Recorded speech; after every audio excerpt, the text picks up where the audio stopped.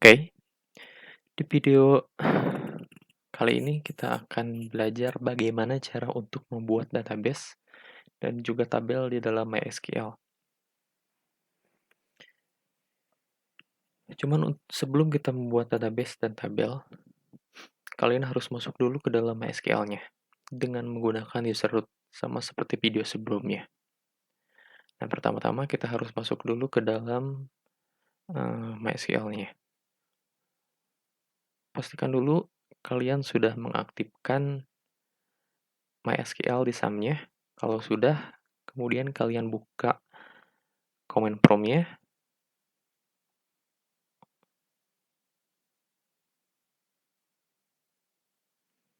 Oke, kalau sudah, kita tinggal masuk ke MySQL-nya. Caranya sama seperti sebelum-sebelumnya, yaitu dengan masuk ke dalam folder exam, MySQL bin.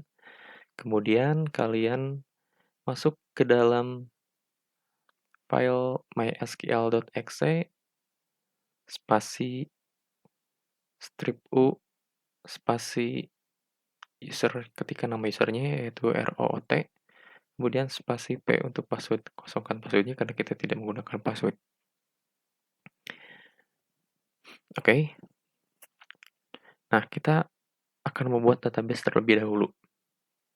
Sebelumnya, untuk melihat dulu database apa aja yang ada di dalam MySQL ini, kita ketikkan perintah dengan nama show database, show databases, S ya di belakangnya, kemudian titik koma. Artinya kita akan menampilkan seluruh database yang ada di dalam MySQL ini. Oke, ini merupakan beberapa database yang ada.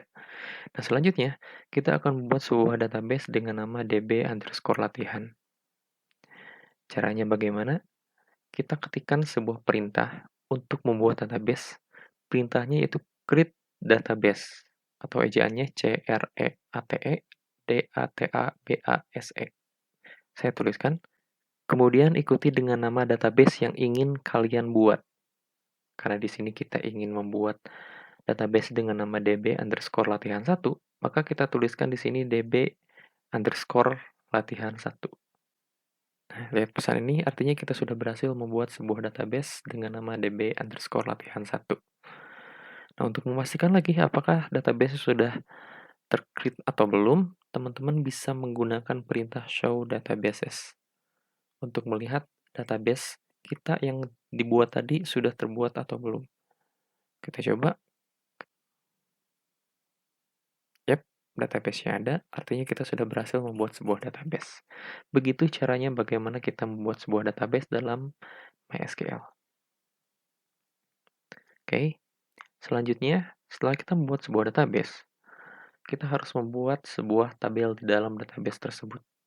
Tabel ini adalah gunanya untuk menyimpan data-data yang ingin kita gunakan atau yang ingin kita simpan untuk dikelola, sehingga lebih mudah untuk mendapatkan informasi nantinya, gitu ya. Oke, bagaimana cara untuk membuat sebuah tabelnya? Perintah yang digunakan untuk membuat sebuah tabel. Oke, sebelum kita membuat tabel, kita harus masuk dulu atau menggunakan dulu database yang apa yang ingin kita gunakan, yaitu database db_latihan. Nah, untuk menggunakan database ini kita gunakan perintah use gitu ya, use. Teman-teman ketikkan perintah use db_latihan1, kemudian titik koma. Ini artinya kita akan menggunakan database db_latihan1. Kalau teman-teman lihat di sini kan, di sini banyak banget nih database-nya. Nah, kalau kita tidak menggunakan use ini, artinya kita tidak menggunakan database manapun gitu. Nah, kalau kita tidak menggunakan database manapun, saat kita akan membuat sebuah tabel, nanti si database-nya bingung gitu, si DBMS-nya bingung mau tabel ini mau disimpan di mana gitu. Jadi pasti nanti akan ada kesalahan. Gitu. Makanya kita harus menggunakan dulu database mana yang akan digunakan. Gitu. Perintahnya adalah menggunakan use spasi nama database-nya. Gitu. Karena di sini kita akan menggunakan database db_latihan1, maka kita tuliskan use db_latihan1 titik koma, enter. Sekarang kita sudah ada di dalam database db_latihan1. Selanjutnya kita akan membuat sebuah tabel. Tabel ini kita akan beri nama dengan nama mahasiswa, MHS gitu ya. Artinya tabel mahasiswa. Bagaimana cara membuat tabelnya? Cara untuk membuat tabelnya adalah kita menggunakan perintah create spasi table, spasi nama tabel, kemudian di dalam kurung nanti masukkan spesifikasi tabel apa aja yang akan digunakan. Gitu. Oke, kita langsung aja. Kita tuliskan create spasi table, kemudian nama tabelnya apa? Saya mau menuliskan di sini nama tabelnya adalah MHS. Gitu. Kemudian dalam kurung. Nah, kemudian di dalam kurung ini kita masukkan spesifikasi dari tabel mahasiswa ini, MHS ini gitu. Spesifikasi dari tabel MHS ini. Nah, apa aja spesifikasinya? Di dalam tabel itu ada yang dinamakan dengan nama tabel atau field-nya gitu ya. Kemudian dalam field itu nanti akan ada sebuah karakter, dan karakter itu biasanya akan ada sebuah jangkauan dari karakter itu.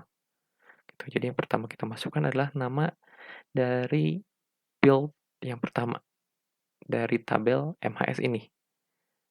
Gitu. Properti dalam sebuah mahasiswa biasanya ada yang namanya dengan NIM. Gitu. Jadi kita tuliskan di sini NIM. Lalu kita masukkan tipe data untuk NIM ini apa. Gitu. Kita masukkan saja misalnya karakter. Berarti kita tulis CAR gitu. Karakter untuk karakter. Kemudian dalam kurung kita masukkan jangkauannya berapa. Atau nanti si NIM ini akan menampung berapa karakter. Kita masukkan saja 8. Kemudian kita tuliskan lagi perintah di sini not null. Not null ini artinya bahwa si NIM ini tidak boleh kosong. Gitu. Saat kita mau masukkan data, si NIM ini tidak boleh kosong. Seperti itu. Kemudian spasi lagi, kita masukkan di sini primary key. Primary key ini artinya si NIM ini akan dijadikan sebagai kunci utama dari tabel MHS ini. Yang artinya tabel MHS ini memiliki sebuah kunci yang akan menampung atau kunci utama sebagai penampung dari data-data yang dimiliki oleh MHS ini. Kayak gitu. Jadi ini primary key ini unik, tidak boleh sama antara satu data dengan data yang lainnya.